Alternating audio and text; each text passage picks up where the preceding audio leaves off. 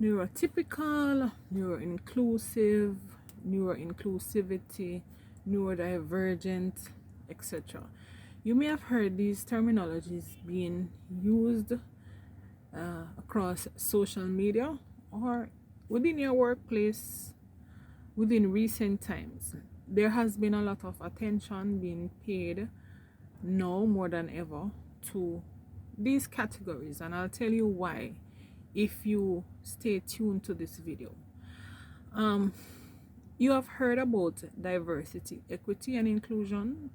All right, the average workplace speaks about issues related to this, especially if your workplace is one that fosters inclusion, meaning that your workplace values persons of different backgrounds, different ideas, who have different ideas, different beliefs, etc. All right, that is basically diversity. So if they allow persons from various backgrounds to be within your organization, backgrounds, cultures, religion, beliefs, etc., that is fostering diversity. If these persons are allowed to feel valued, appreciated, if their skills, their talents are being especially appreciated, then of course you are in a wonderful work environment, because this would mean that they are fostering inclusion. One of the areas that I find lacking is across some organization is that they do foster diversity, meaning that they welcome persons from various backgrounds, for example, various demographic location example, beliefs, cultures. However, inclusion sometimes it's still lacking, so there is still yet special attention or special focus or an expression of the understanding that you value people, meaning that you give them a chance to participate, you give them a chance to show their different talents, etc.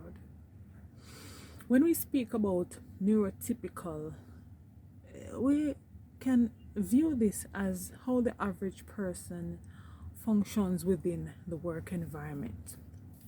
And if we're to look a little bit closer, this takes in looking at those persons who don't identify as having a neurological disorder such as ADHD, ADD, and the list goes on. So you say that these are the neurotypical persons, or these are the persons expressing behavior as how the average person within your work environment would.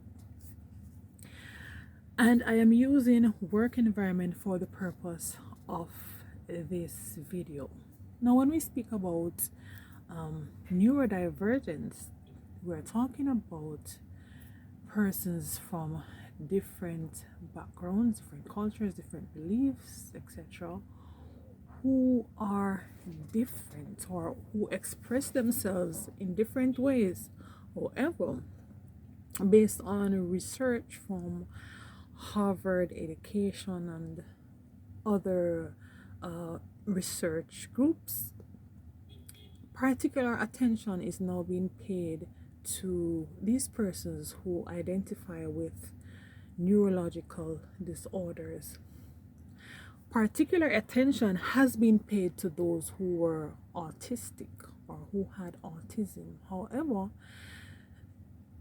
specialized focus is now being placed on persons who have ADHD, ADD, and the list goes on from there, other learning disorders.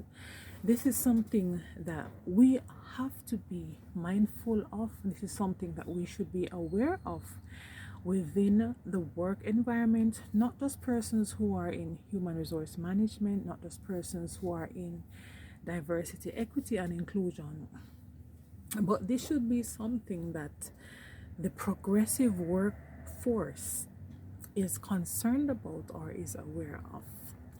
The neuro-inclusive workplace this looks at how you are able to allow these persons who may be neurodivergent. You want to ensure that they are achieving the best, because here's what's new and interesting to some people, not to everyone. These persons, especially who are neurodivergent, have unique talents and abilities which can actually drive creativity and innovation within your workplace.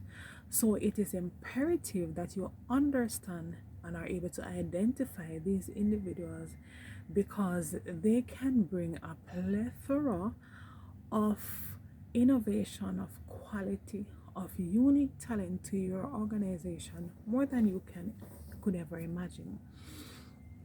I will pause here again to say that this is why the employers and employees cannot just focus on productivity and getting maximum profits. Because if you don't show your employees or employers that you value them, if the leadership of the organization does not pay special attention to inclusion, foster inclusion, drive inclusion within the workplace, you will miss out on the unique talents, skills, and abilities that persons within your organization possess. For example, did you know that persons who are autistic are extremely creative? If you place them in the right area, utilize their specialized skill set, these persons are able to produce creativity more than the neurotypical person, meaning that the person who identifies as being average, the person who does not see themselves as having a particular learning disorder, neurological disorder, etc. So do you see why it's important to foster persons who are neurodivergent? Do you now see why the workplace of the future is inclusion? Because inclusion means in my terms means that you are paying attention to the individual needs, the unique abilities, the unique talents that these individuals have, and you are looking for ways in which you can allow these persons to function within your organization, and of course to show the unique talents and abilities that they have.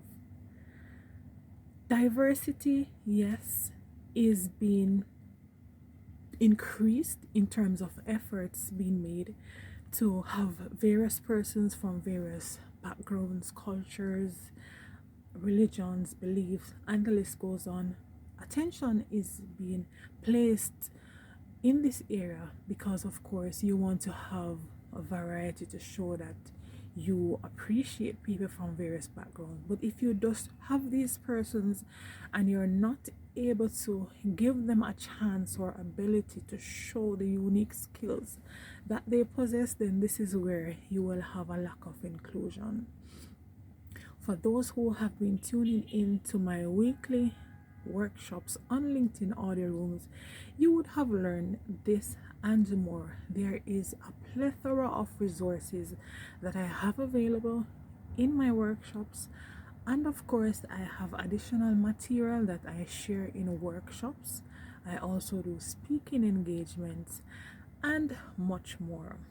As a teacher and as a trainer, as someone with program management experience, my passion lies in helping business owners, in helping leaders, executives, persons who are passionate about workplace wellness, about driving organizational culture to foster that of diversity, equity, and inclusion. I am available to assist you in this area. I encourage you to visit my LinkedIn profile, click on my featured links, and see how you can get in touch with me for consultation and to see how we can work together to boost creativity, innovation, teamwork, collaboration, resiliency, and much more.